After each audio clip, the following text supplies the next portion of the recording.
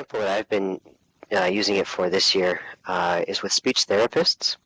There, yeah, Beth says it lets you type in or paste any text and have it spoken aloud as an MP3.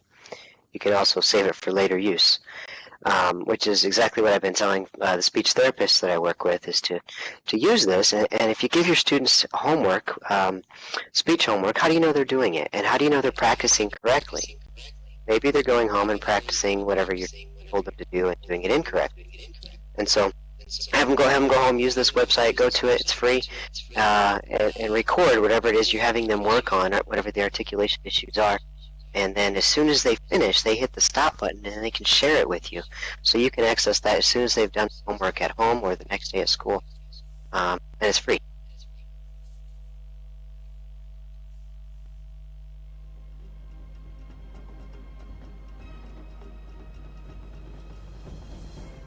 Browser built into the iPad or the iTouch or whatever you've got, you can go right to that website. So it's not even an app that you have to load. You just have to have internet access. Ricardo had kind of a good point there. He mentions Audacity, which is also free. Also a free way to record audio and share it as an MP3. But Ricardo, what this does is allow students to access it online. And also to share it online. So they don't have to transport an MP3 via a thumb drive or a CD or something like that. This allows the sharing to happen right online without the need for any other hardware. Technical issues. If this was your first time in Second Life, please don't let it discourage you from trying again in the future. Most sessions that I've been to and been a part of have been very successful and fun. And sometimes there are technical issues, and sometimes there's not. So do come back and try another one sometime. And if you can stay, I'm sure Beth will keep going for as long as she can. And if you do need to go, we thank you for coming, and please do fill out that survey for us. Thanks a lot. Still here for your time, for coming.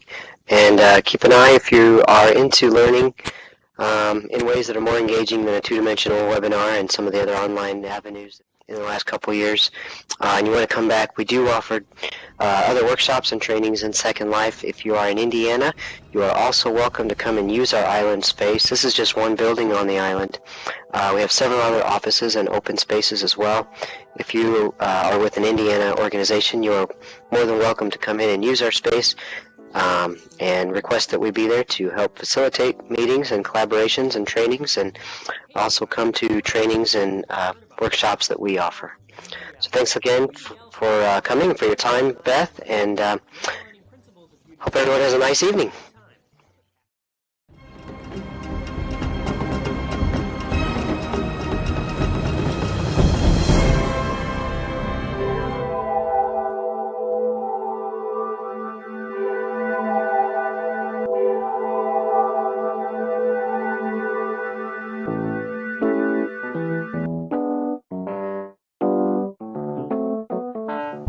Hey everybody! One of those buzzwords you may have heard about lately is something called UDL.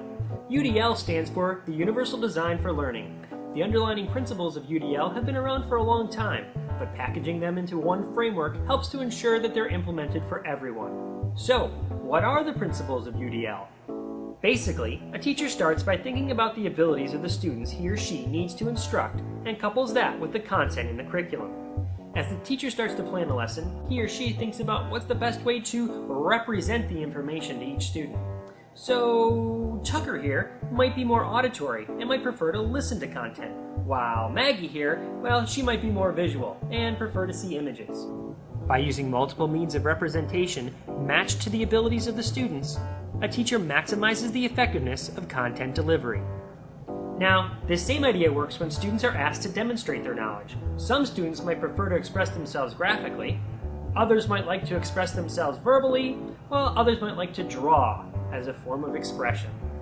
By using multiple means of expression, students have a better opportunity to successfully demonstrate what they know. Whoa, let's not forget about engagement. When a teacher is thinking about students, one thing to consider is how to best engage each student. Some students like fuzzy animals, while others like robots, while still others like superheroes. You get the idea.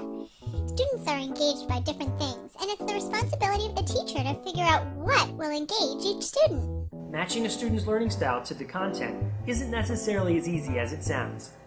it can be a lot of heavy lifting to implement all those different modalities for a classroom of students. But that's where technology can help. Think about the needs of each student and which technology might help meet those needs. Remember, technology just means tools, so low-tech might help just as much as high-tech for some students. Think about the best way for each student to take in information. Think about the best way for each student to express what they know. Plan the lesson incorporating technology that allows students to use their preferred modalities, and then conduct the lesson. Once you do all that, analyze your results to see if you can improve it for next time. By using technology to help differentiate instruction, you'll meet the needs of all your students universally.